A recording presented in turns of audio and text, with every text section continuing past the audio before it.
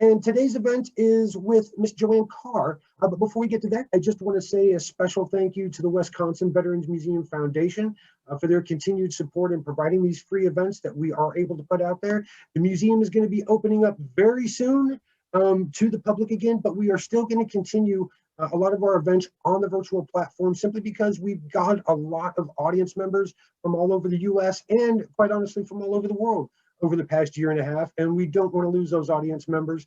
We'd like to be able to continue to provide you with this great programming, and so that's what we're going to do via our virtual platform.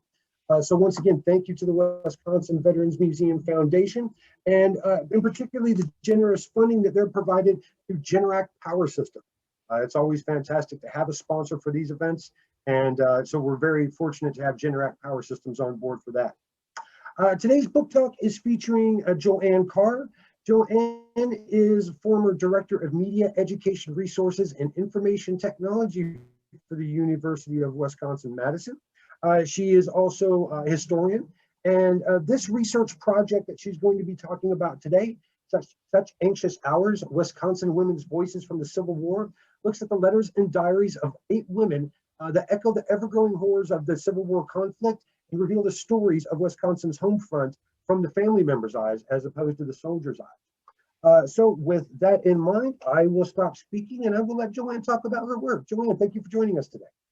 Thank you, Eric. I'm very happy to be here. As I've already shared with Eric, I am actually speaking to you from a Civil War venue. I live in Wisconsin, but happen to be on family vacation. And so I am in a small town in Indiana, speaking from their restored opera house. The first event at this opera house was an 1865 ball to welcome home Civil War soldiers. So it's really a very, very appropriate venue to be speaking from today. I'm sorry they put me in a very modern room. If we were upstairs in the actual opera house, you would be seeing reproduction of wallpaper from the 1860s, gold railing or gold painted railing, beautiful high ceilings. So you'll just have to imagine we are in a much more rich and historic appearing venue. I'm going to share the story of 3 of the 8 women in whose voices are included in my book, Such Anxious Hours. These 3 women were among the thousands of Wisconsin women who assumed additional responsibility for their family farms when their husbands went off to war. In 1861, Wisconsin was a wheat state, not the dairy state, and the wheat the women raised on their farms was needed to feed the soldiers. Hardtack was a very essential part of the diet of soldiers on the march, and these women helped raise the wheat for that. So let us return to 1861. In that year, 43-year-old Margaret McNish Patchen lived with her husband Augustus and her sons James, age 17, Elbert, 12, Orlo, 10, and John, 8, on their farm near Wyacina, Wisconsin. 27-year-old Sarah Jane Gates Powers and her 34-year-old husband Norman lived on a farm near the village of Fox Lake. They had 2 children, Milton, age 5, and Sarah Adelaide, age 4. 21-year-old Mary Swanell was not married in 1861 and was living with her parents on a farm in Marquette County when the war began. In addition to the strain of the war, these women also experienced personal changes in the year 1861. Margaret gave birth to her 8th child. 3 of her children had died at young ages, and she gave birth to her 8th child, baby Herbert, in 1861. Sarah also gave birth to a child that year. This child was George.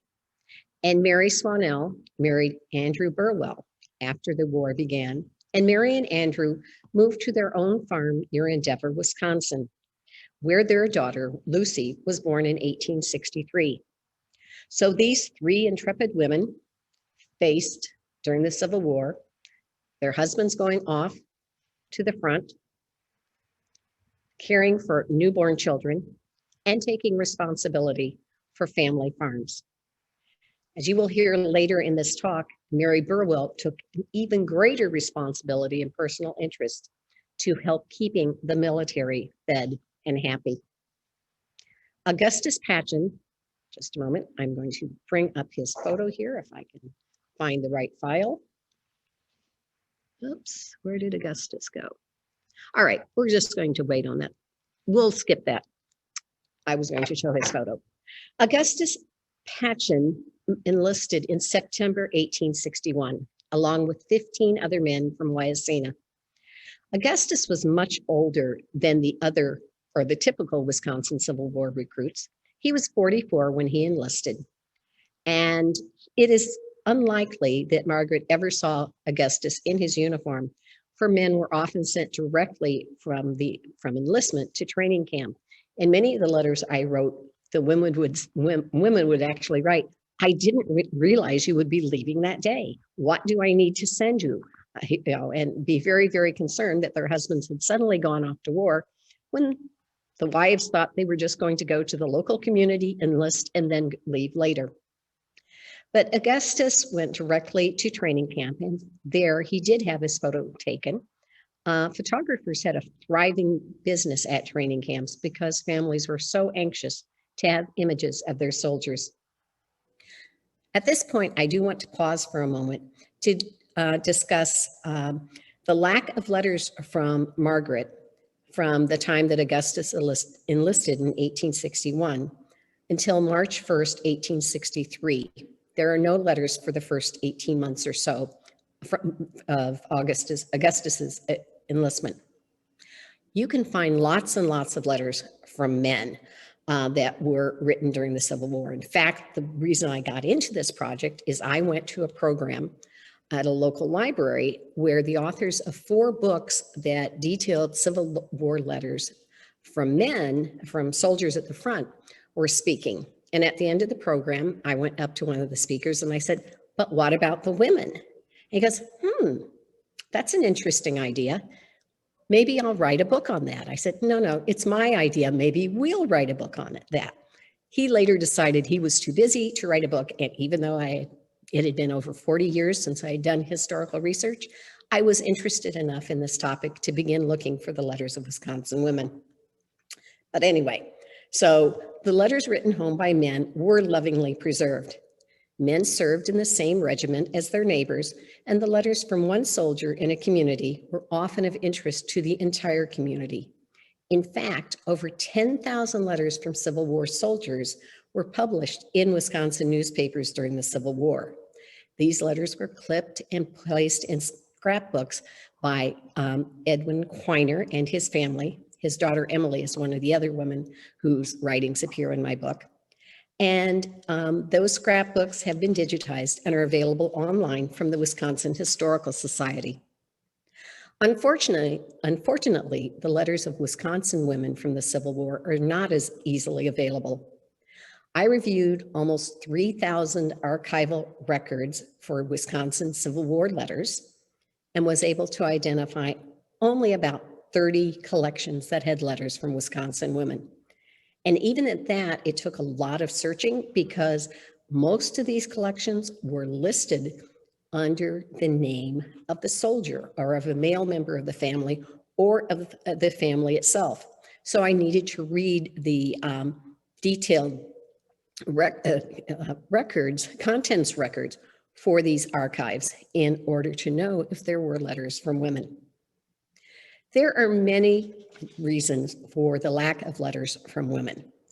Fewer letters may have been written by them because while the men at the front were experiencing the hurry up and wait that I understand is a characteristic of military life, the women left at home, like Margaret, Sarah, and Mary, assumed additional responsibilities. And their responsibilities were for farming and war work.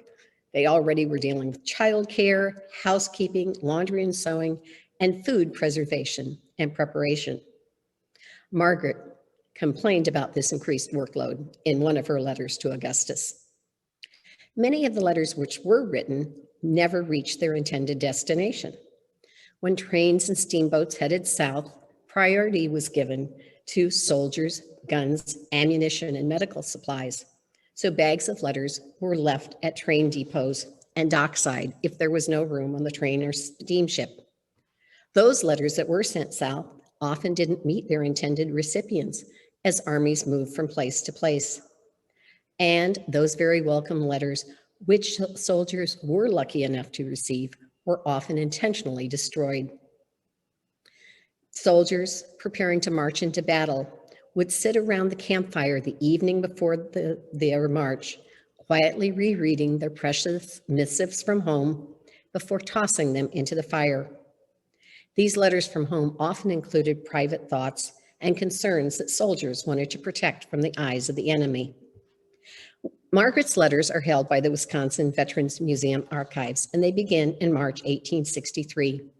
This first letter is reflective of so many of Margaret's letters. She wanted desperately for Augustus to come home. She worried about her own health. She shared news of baby Herbert and reported on everyday farming activities. Augustus had never seen his youngest son, so a photograph of Herbert had been sent with the previous letter. As you will hear, Margaret had a bit of an inferiority complex. March 1863, Margaret writes, "My dear husband, we received 3 letters from you last week, 1 each mail, and was glad to hear that you was getting better. But I want you to try to come home if you are lame. Perhaps they will accept of your resignation.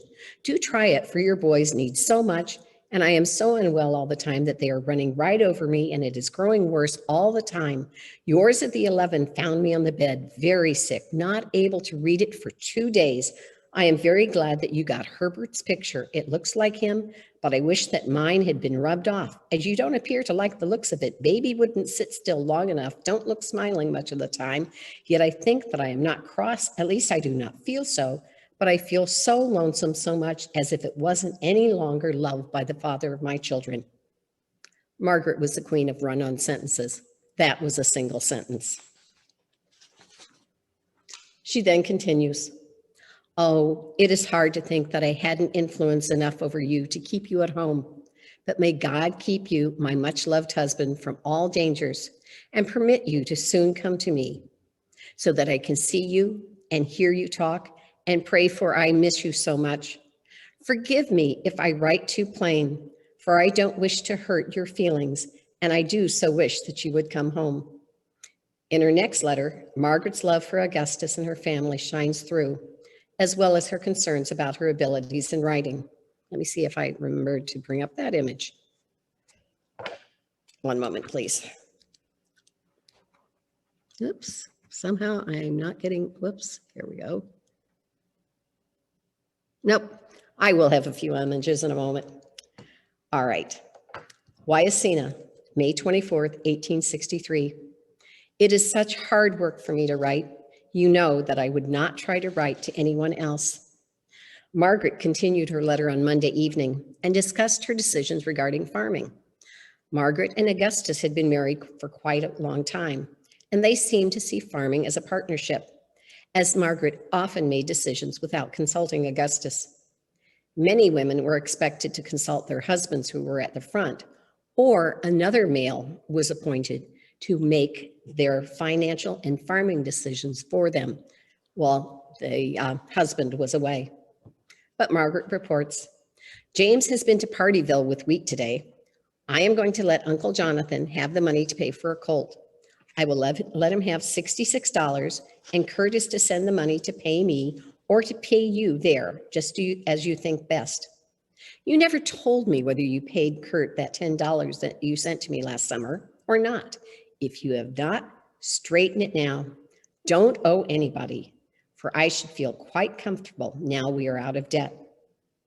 In late May, Margaret closes a letter with more about baby Herbert, whom Augustus had not yet seen. "Herbert was sick all last night, and I did not get much sleep. I think it was worms that ailed him, and his teeth have not got through. Yet he is a good little bedfellow, kisses me a great many times every night. Ain't you jealous of him? He asks for Pa a great deal. I think that he would know you if he could see you." By June, Margaret also reported on the successful sale of the wheat crop. As crops began to come in, she relates how so many everyday life incidents remind her of Augustus. James and Albert have been to Partyville today with wheat. They got $1.05 a bushel. Orlo and John went a strawberrying this afternoon, and they got about 3 quarts. We don't eat anything nice without thinking of you and wishing that you had some of it. The boys is crazy almost for all your old clothes. This coat that they have fits both James and Albert both. It is a great deal better than they would think because that you wore it so long. I don't know what to do with the wool. We expect Cross to come and shear tomorrow. By mid-June, Margaret Pageant had received two letters from her Augustus in which he had requested she send some things to him. Margaret was not a very social woman. In fact, I had the opportunity to talk with an individual who knew baby Herbert when baby Herbert was grown in the 1940s and had heard stories about the Pageant family. And this individual, Terry Pease, reported that even in the late in life, Margaret pretty much kept to herself while Augustus and their sons took leading roles in the community. So Margaret had been begged to go to Portage to get some items for Augustus. Oops. I'm going to have to minimize, excuse me, all right, let me try this again. Oh, yeah, now I've lost the picture of Portage. I am so sorry. I'll put that up for you, Joanne. Okay, thank you. Oh, there you have Augustus. There's Augustus in his uniform. So now I do have that. All right, I'm going to stop that share. See where the picture of, do you have the picture of Portage, Eric? Yes, I do. Okay, if you could bring that up now.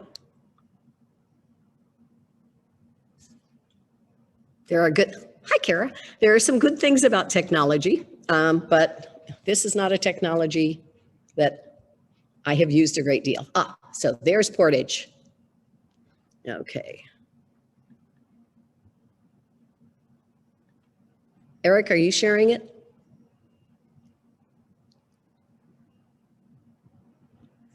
Yes, I am. Okay, I hope everybody can see it. I'm just seeing the thumbnail version of it. Do others see the full image?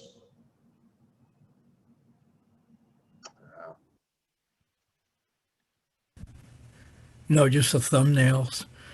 Okay. Well, if things went smoothly, it wouldn't be a technology-supported presentation. All right.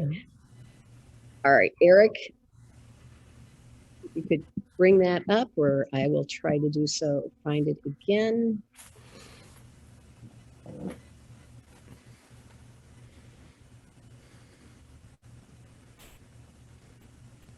Okay, let's see. All right, this is important. I'm glad all right. So, as I said, Margaret tended to be a bit of a recluse. Does everybody see Portage at this point? Just for a few seconds. Okay. All right.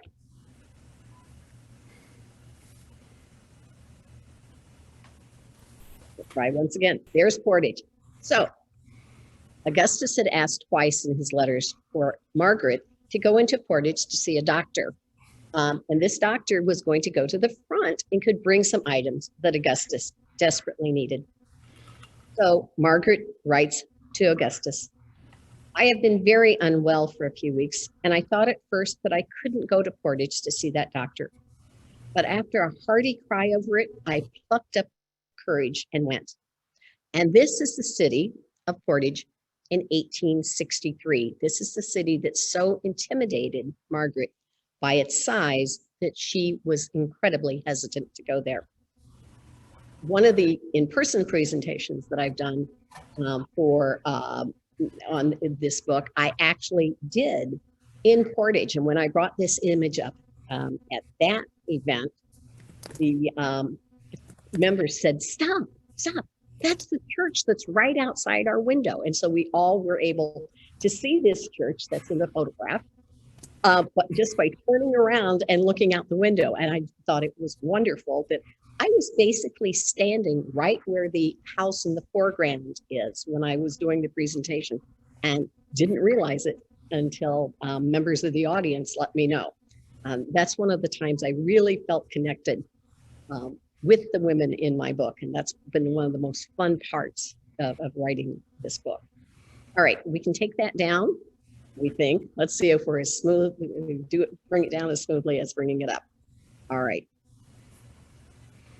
So Margaret was able to complete the errand for Augustus. Now let's see if I'm as skilled as getting to my next page. In her June 15th letter, Margaret Pageant explained that her workload did not permit her to write as frequently as Augustus would like. Remember, I talked about one of the reasons that perhaps there weren't as many letters for women is because women were very busy. Well, Margaret writes to Augustus, "You seem to think that I might write as often as you can. Don't you know that I have to work all the time and that I have a very fussy baby to look after, as well as the rest of your boys and your farm and a great many other things to tend to? And I don't go from home very often, and there is hardly anyone who comes here, so that I don't have much news. Only some things that is not fit to put on paper. And I have to take time when the rest is abed to write to you."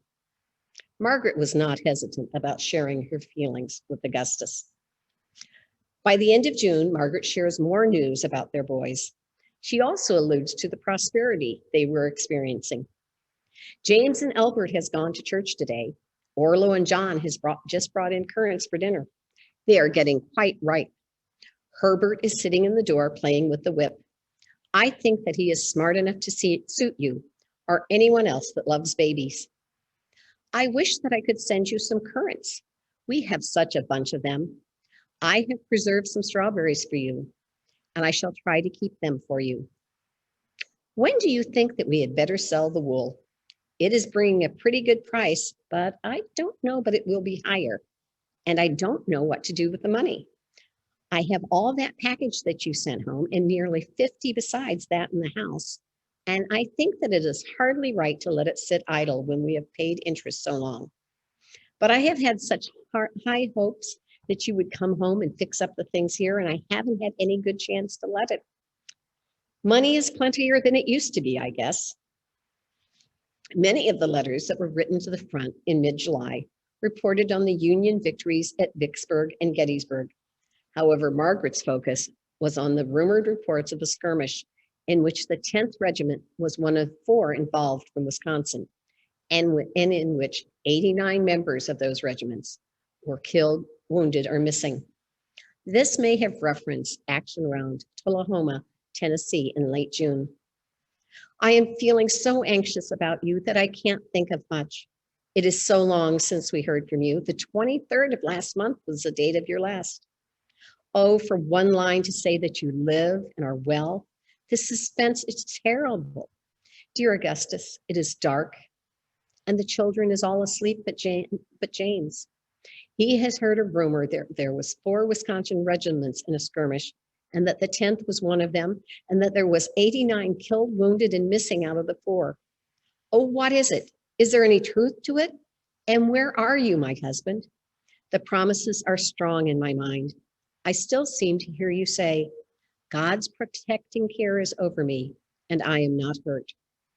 Oh, that I could feel to trust you in his care, knowing that he is able to take care of you. Although Margaret shares stories about baby Herbert, she is still concerned about Augustus. Nothing cheers me, only the thoughts of you soon coming home. My heart is sad all the time. Even the baby can't cheer me, and he is a very lively little fellow, the greatest mimic that you ever saw of his age. He is beginning to call his brothers by name. He says Orlo quite plain, and Albert and John. He don't try James yet. Again, on August 9th, Margaret is worried, for it has been yet another month since she has heard from Augustus. Oh, are you away so far from me? My heart yearns for you all the time. If you are sick, do get someone to write to me, for my mind is on you all the time. I think that I will go to you. A very daring statement for Margaret to make. I think that I will go to you if you are sick, if they let me, but you know that I don't know anything about traveling, and I should have to leave the children all at home. But you are dearer than life to me, my husband. Oh, that I knew that you are that how you are, so that my mind could rest. Margaret did finally hear from Augustus, and another area of growth is shown in her next letter. Not only had she grown by going into Portage and even considering traveling to help Augustus if he was ill, but she was becoming much stronger as the manager of their farm. And that's the highlight of her next letter on August 25th. I have bought a patent beehive, and yesterday Albert and me drove the bees from our hive into it. We have but one hive as one of ours killed out last winter, and the bees haven't swarmed this summer. I don't know, but it is too late. But I thought that I would run the risk. It is called the Self-Protecting Beehive. I think I have as much as 80 pounds. I don't know, but there might be 90 of honey. Oh, how I wish that you could come and help us eat it. That's the end of Margaret's preserved letters to Augustus, but I was so glad to see the growth in her over the time period of her letters. For Margaret faced new fears and uncertainty when Augustus was taken prisoner at Chickamauga in September 1863, and she no longer received mail from him. All right, let's see how it works this time. Can I bring up Sarah Powers?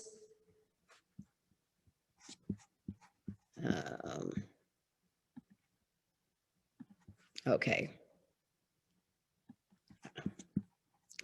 I've lost Zoom. Well, you're still with us, Joanne, and I can bring those images up if you like. Pardon? I'll bring that image up of Sarah Powers, no problem. Okay, very good, thank you. Well, I can't see any of you at the moment, but let's see what comes up. Hello? Hopefully everybody can see that. I can still hear you and see you, Joanne, so you're okay. Okay, I can't see or hear anyone. So if you want to make faces at me, now is the time. We're here. Okay, very good, thank you. All right. I do have Sarah's image up for you. All right. It's just a thumbnail, though. Okay. I'm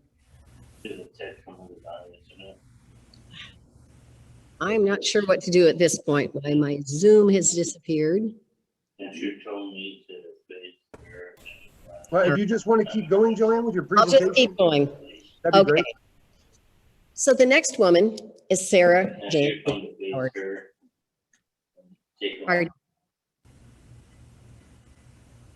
Should I keep going?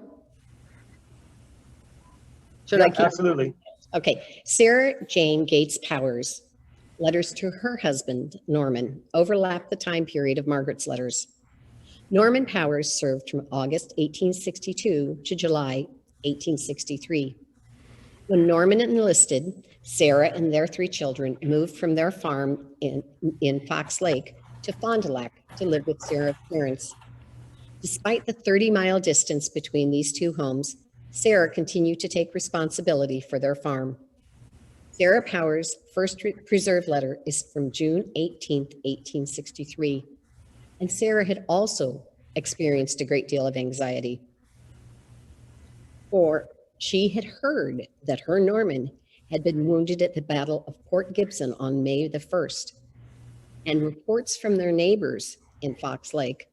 As I said, regiments would enlist together, so other individuals were hearing what had happened and that something had happened to Norman. Some of the reports from Fox Lake said that Norman had been killed during that battle. A letter from Norman, written on June 4th, was Sarah's first confirmation in over a month that Norman had been wounded but had survived. However, in this letter, Norman lamented the fact that he had not received a letter from Sarah since April 10th. and that he was quite lonesome without his mail.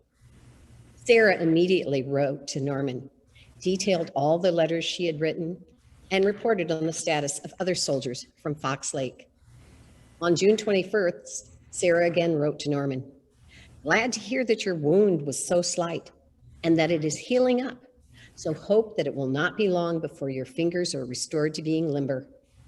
But your slight wound, it pictures to me that it has been the means of saving your life during the 3 heavy battles the 29th has been in. And I hope that this was your first and last battle, and the time is not far off when you can return to your family and we to our pleasant home, Fox Lake. Sarah, the faithful letter writer, again sent letters on July 6th and then on July 21st. Her July 21st letter alludes to the changes in farming that were taking place, both because of the invention of new equipment and because so many farm hands had gone to war. Today, Aaron is busy putting the reaper together from mowing. He will help Father do his haying and harvesting. Father thinks that his clad wheat will be ready in 2 weeks. The crops around here never look so promising, but many are under an excitement of feelings about the wheat for fear of the fly and the weevil. Sarah's July 26 letter reveals that Norman still had not received a letter from her since April, because he is again talking about how lonely he is in the hospital at Milliken's Bend. This letter also reveals, Sarah's letter of that date also reveals that Norman's slight wound was not all that was ailing him. I am really sorry, Norman, that you do not get my letters, for I have never failed writing to you every week and sometimes twice a week. I am sorry to hear that your trouble so bad with the ague. In August, Sarah has continued to write, and she again reports on the harvest, wishes Norman health, and again hopes that Norman has received her letters. Harvest is going as well and as fast as it can, for it is a very wet time. The men have had to work hard to set up the stack that blew down during the night. Our rains are mostly nights and are accompanied with heavy winds. I hope that you are gaining fast as possible and have not been hit with any of the diseases that are there in the hospital. Hoping to hear that you have got a letter from me. Receive this from your wife with love. Sarah's hopes that Norman had received her letters and that he was gaining fast were in vain. In mid-August, Sarah received a letter from a member of Norman's company, reporting Norman's death from malaria on July 30th, 1863. Norman was one of 12,000 United States soldiers who succumbed to this disease. The individual who sent the letter informing Sarah of Norman's death also indicated that his personal effects, including slightly over $1, the money he had in the world, would be sent to Sarah. When Sarah received it, those personal effects included all of Sarah's letters from April. Not a single one of them had been opened. So Norman died lonely and missing Sarah, not realizing that his letters had gone not to the hospital where Sarah was directing them, but to his regiment. And he did not know how deeply she loved him and missed him at the end. Mary and Andrew Burwell's story has a happier ending. Andrew Burwell enlisted August 24th, 1864 in the 5th Wisconsin Regiment, Company H. When Andrew left, Mary was torn between remaining on their Endeavor farm or going to live with her parents on their farm in Oxford, a distance of 10 miles. In the end, she decided to spend most of her time with her parents, but still traveled to the Burwell farm as needed. Mary and Andrew were early in their marriage, so their partnership was different, and Mary relied more on her father for help, asked Andrew for advice, and worried about mistakes she made about the farm and their finances. But Mary also did all she could to keep Andrew comfortable and safe while he was at the front. Mary Burwell's letters are housed at the University of Southern Mississippi, and they begin on September 12, 1864, a scant 19 days after Andrew was mustered in at Camp Randall in Madison. Mary expresses her concern for Andrew's comfort and then addresses the challenge she is already finding in trying to stay on their farm. In fact, she asks if he can come home to help with the harvest. Individuals who went into the Army were treated different than individuals who might go into a militia, where trips home were more frequent. As is true in all of her letters, she also shares news about their daughter, Lucy. Mary writes, how I do wish I was near you. I would make you a good soft bed to lie in and some good victuals to eat.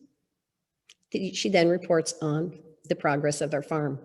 We won't be done haying until the end of next week, and then Father will cut up the corn, and I don't know what I am going to do for someone to stay with me. I can't leave on account of the grain, and I can't stay alone very well. The old cow gets out once in a while and never thinks to come home. Our dear little Lucy is so winning. She calls her papa and creeps all over as fast as she can go.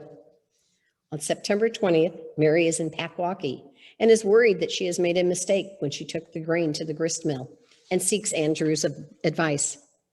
If you thought I might have made a mistake about the grain, I might have done it, but I took it off from the book where Richard wrote it all down. He might have made the mistake in writing down the figures, but I will send you a leaf that it is written on when I write again. I get along well with the threshers. By September 27th, Mary has resolved her error in selling the grain and assures Andrew that she has made plans for where to live, but also reports on the difficulty of finding laborers.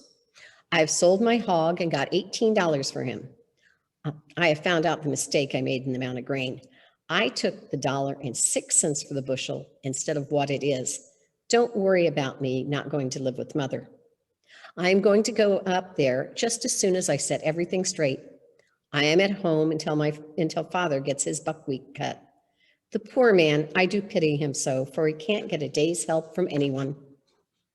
Between September and October, Mary moved back and forth from Endeavor to Packwaukee to Oxford while she dealt with the final harvest of corn and potatoes. In October, she learned that Andrew had been appointed as the officer's cook, a position where they both felt provided him with greater protection, as he was not on the front lines of battle. So Mary made her own little contribution to feeding the troops, particularly the officers of Company H. I would like to know if you have a stove to cook by, or do you have a fire on the ground? How do you bake bread? When you bake a chicken, you can cut them up and wash them clean and put them in your kettle to boil and put some salt in it when you pat them over, and skims come, and when they are done, stir up a little flour and make a gravy. That will be nice on bread or whatever you have. And Mother says if you can get some Williams baking powder, it would be handy for you. You take 2 tablespoons of the powder and stir it good in your flour, and take a pint of water and a little salt and a little butter, if you have it, and mix your dough and bake it. I don't know how you manage to bake. This is only one of a number of recipes that Mary sends to Andrew, trying to train him to be a good enough cook to satisfy the officers. For the next few months, Mary continues to live in Oxford with brief visits back to Endeavor. Her letters include comments on the election of 1864 and how it quieted the Copperheads. But she mostly shares memories with Andrew and reports on their dear little Lucy. On December 9, Mary writes, our dear little girl runs alone considerable, and she understands about all we say. She knows that when we get a letter, it is from you.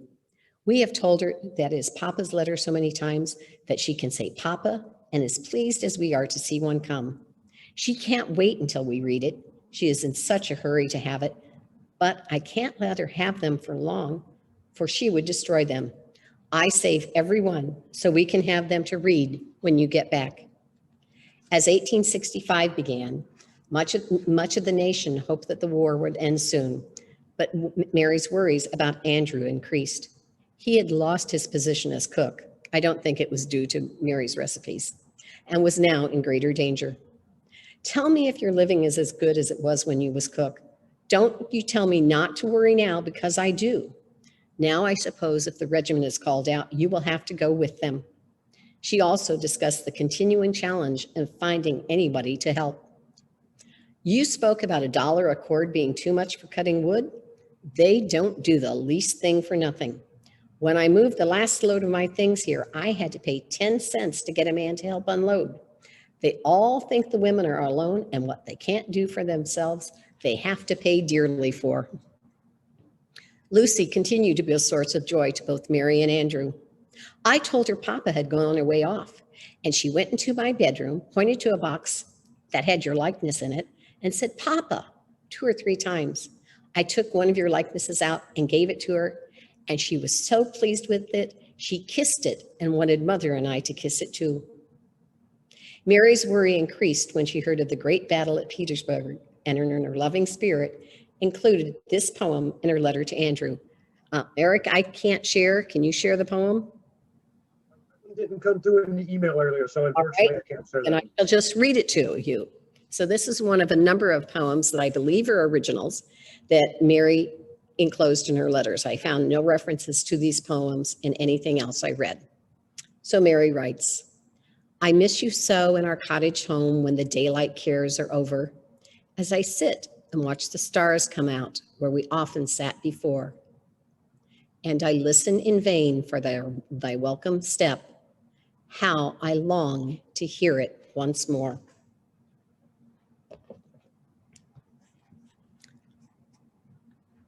By March, Andrew was writing of more evidence that the war would be ending soon, and Mary replied, "You speak of so many rebel deserters coming in. What do our men do with them? Do they put them in a regiment with our men, or do they let them go? I wish they would all come into our lives and leave old Jeff alone. What would he do then?" Mary's last 3 letters to Andrew were written on April 2, 4, and 6, as she had learned of the great battle between Grant and Lee at Richmond. "My dear Andrew, we're all in great fear about you just now. I know that you have been in that great battle, and that is all we know about you. Oh, my dear one, you can't know how I feel. When I first heard that Richmond was taken, it seemed to me that I might sink through the floor. I trembled so I could not keep a limb still. We heard of the battle on Tuesday, and it is now Friday night, and I don't know whether you are dead or alive." Andrew Burwell's regiment had been the first to plant its flag on Confederate defenses at the final battle of the Petersburg siege. But Andrew had been wounded in the battle on April 2nd, 1865, and was taken to City Point Hospital. As I said, their story has a happier ending, for Andrew recovered from his wounds and was discharged on July 12, 1865. After the war, the Patchens, like many Wisconsin farmers, transitioned from wheat to dairy farming as the prairie lands of the West were opened up for wheat production by the 1862 Homestead Act. Later, Margaret and Augustus moved into Wyacina, perhaps into the home that Margaret had written about dreaming of building during the war. John, Orlo, and Herbert remained in Wyacina, helping with the family farm. Margaret died at the age of 74 on February 14, 1893, and is buried in the Wyacina Cemetery next to her Augustus, who died exactly 1 year after Margaret did. Herbert, the baby whose antics were described in so many of Margaret's letters, resided in Wyacina until his death at the age of 87 in 1948. Sarah Jane Gates Powers experienced more sorrow after the war. On Christmas Day, 1867, she remarried, but was treated so cruelly in her marriage that her neighbors in the village of Fox Lake petitioned the Wisconsin legislature that she not only be allowed to divorce, but that her pension from Norman be restored and that she be given custody of a daughter born to this marriage. Sarah Jane Gates Powers died on September 10, 1902, at the age of 67. A memorial marker for her Norman, who is buried at Vicksburg National Cemetery in Mississippi, has been placed beside Sarah's grave in the Oakfield Cemetery in Fond du Lac. Norman's youngest child, George, died in 1929. A few years ago, I visited as many of the grave sites of the women in my book as I could. And I have to admit that I shed a tear for Sarah, thinking of all that she had suffered in her life. Mary and Andrew Burwell had 24 years in which to enjoy their happy home after Andrew was discharged. After the war, their family grew by 4 more children who were born between 1867 and 1883. Mary Burwell died on April 8, 1899, at the age of 58. Lucy, the child who toddled around as she hugged her father's Civil War letters, died on February 5th, 1901, at the age of 37. Mary, Andrew, Lucy, and 3 of their other children are all buried together at the Hillcrest Cemetery in Endeavor, Wisconsin. In death, as in life, they remain a close-knit, loving family. And that's a story. Those are the stories of Margaret McNish Patchen, Sarah Jane Gates Powers, and Mary Swanell Burrell. Thank you. All right. Now I have That's to. fantastic. Can you hear me? I cannot see anything except a few thumbnails. How do I? No. Can you hear me though, Joanne? I can hear you, but what I'm concerned about is I cannot see the slide that you were going to put. I'll ask the questions verbally as well, just in case you can't see those. Okay. I did get quite a few questions from your presentation, which was fantastic, by the way. Well, thank you. You put a lot of work into that, and especially with the limited resources that you had to work from, you really threaded a lot of that history out, and that's come across to all of our guests today. We've had many compliments on that. I'm going to go ahead and bring up the screen right now and get to some of these questions. And like I said, I'll ask them verbally as well, just in case you can't see them. Okay. All right. Let me get to the first question at the top.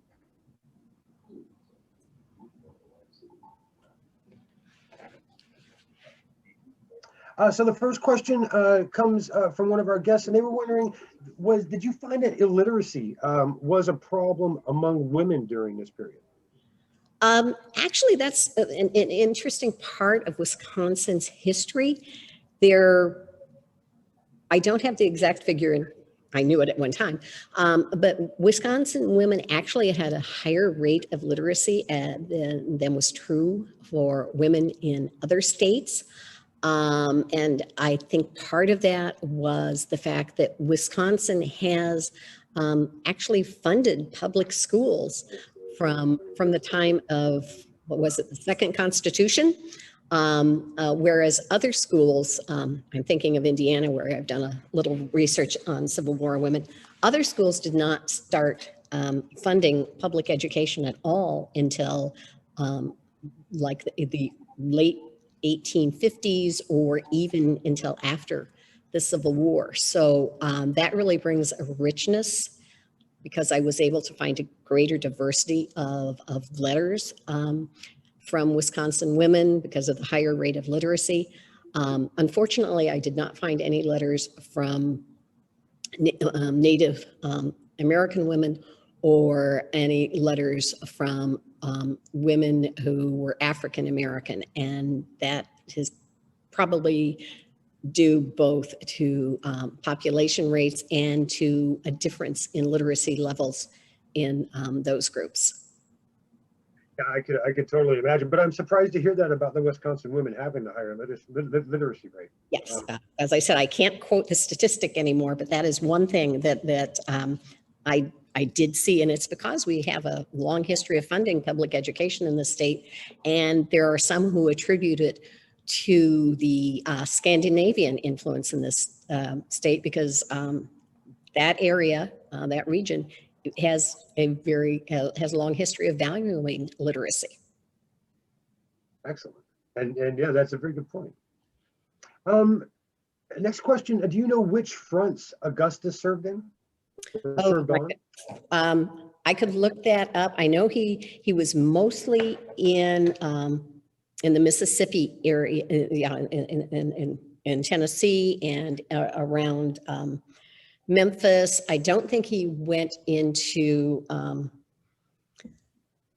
Atlanta at all. He was more in sort of the Tennessee, Kentucky,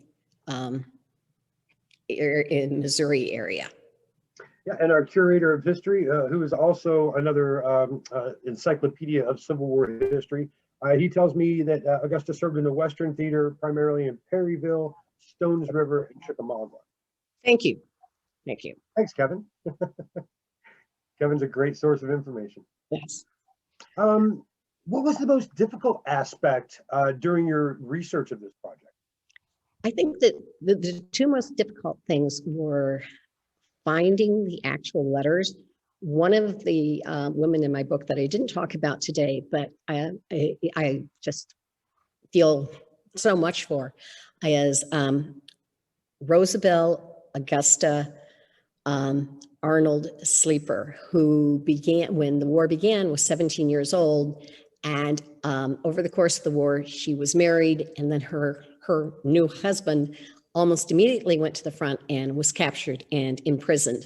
And so she was such an interesting woman to find the growth about. But her letters were not even in a family collection. Her letters are part of the Charles Bennett Palmer papers at the Wisconsin Historical Society.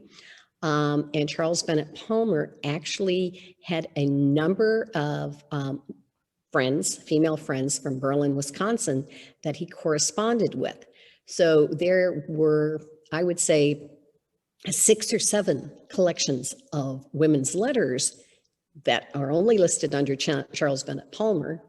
And Rosabella Augusta sometimes signed her letters Bella, sometimes signed her letters Augustus. And when the collection was acquired by the Wisconsin Historical Society, they put together one folder for Bella's letters and one folder for Augusta's letters.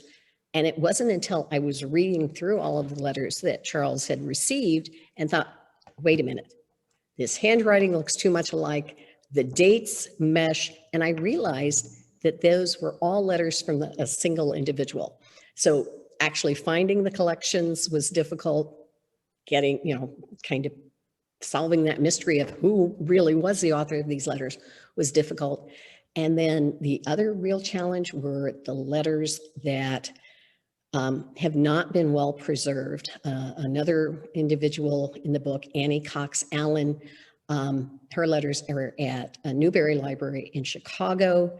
I was only able to decipher probably a third of her letters because she wrote many of her letters in pencil on thin paper, and they have disintegrated over time, which really speaks to me of the importance of preserving and transcribing these letters, because otherwise we are going to lose even more history of the everyday individual than we have already.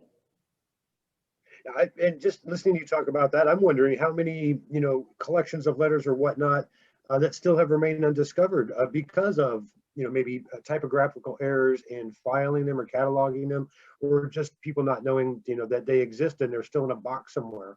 And they just haven't put that information together yet to bring it out.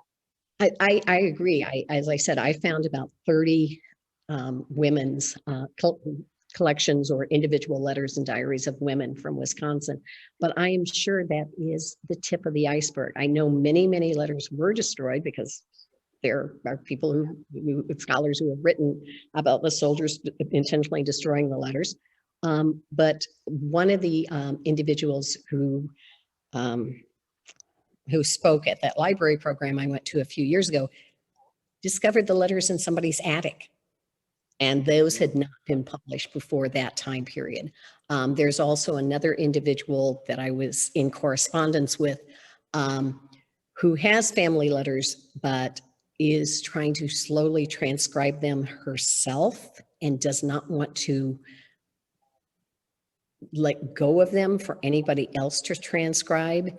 And so that's a voice that I quite frankly hope is revealed at some point, but for now it's hidden. The next question, Joanne, you spoke about the author that you approached with the idea of this project. Yes. Have you spoken with him since your completion about this project? And if so, have you found out, what his thoughts are on it?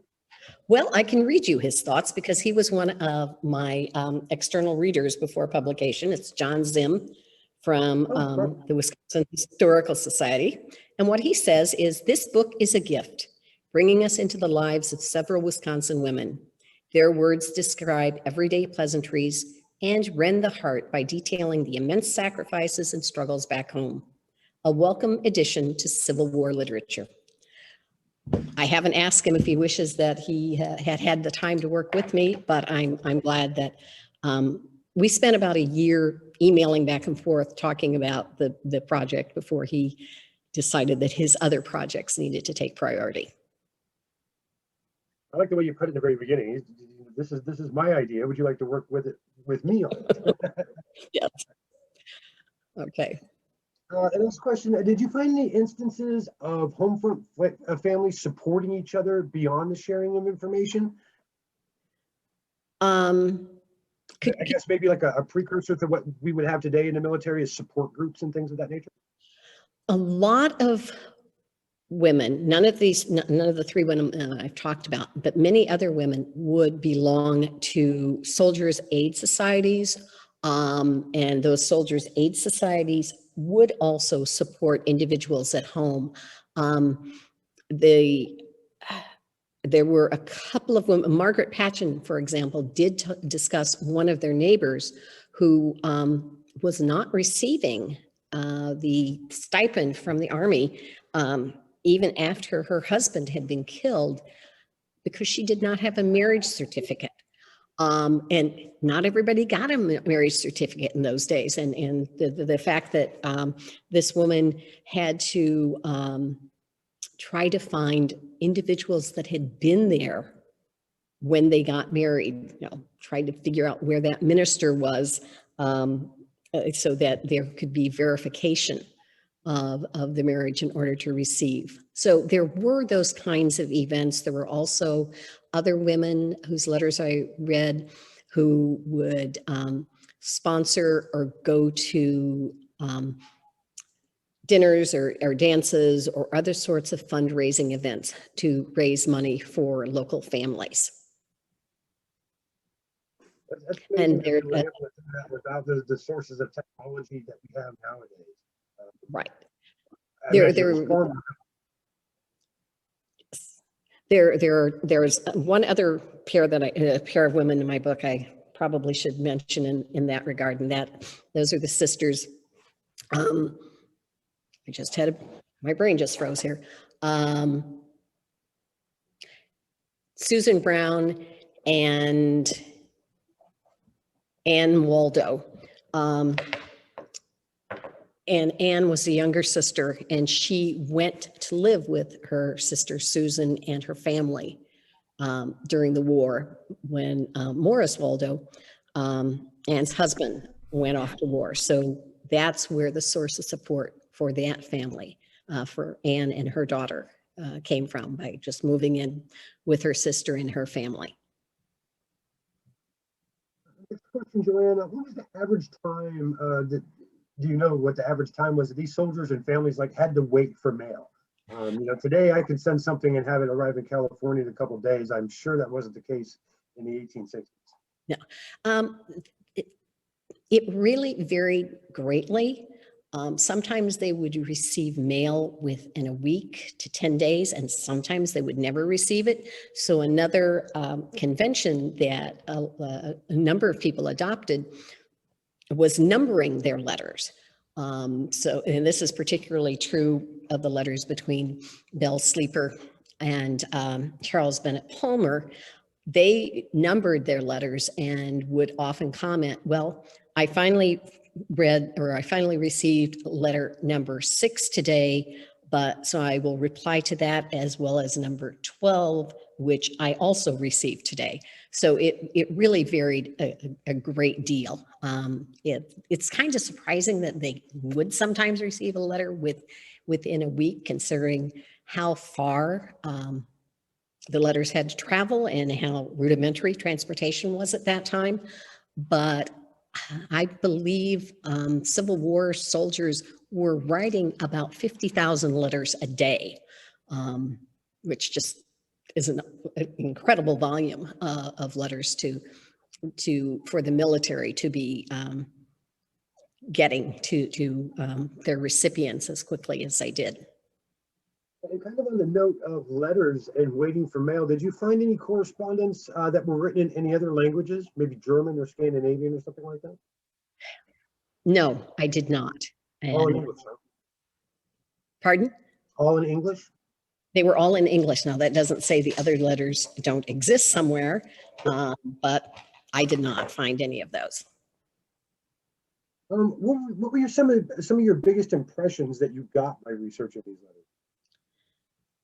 Probably my biggest impression is how much we as a nation owe military families. I know this is something that has not really gotten that much attention until maybe the last 10 years or so. But in reading these letters, recognizing the sacrifices that these women and their families made,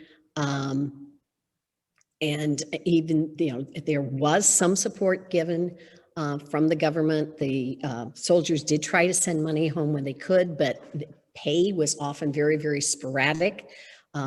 Most of the women that I wrote about or talked about today, particularly Margaret, didn't seem to be hurting badly for money, but other people certainly did. I know when Sarah Jane Gates Powers was allowed, well, her pension from after Norman died was the equivalent of $21 a month today. And I've been doing some other research on the women of Fort Sumter and the other federal installations, and officers' wives would often have special acts of Congress passed to provide them with a better pension, but the low level of support given to these families is really distressing. And I don't know if that's the lesson that we have learned all that well.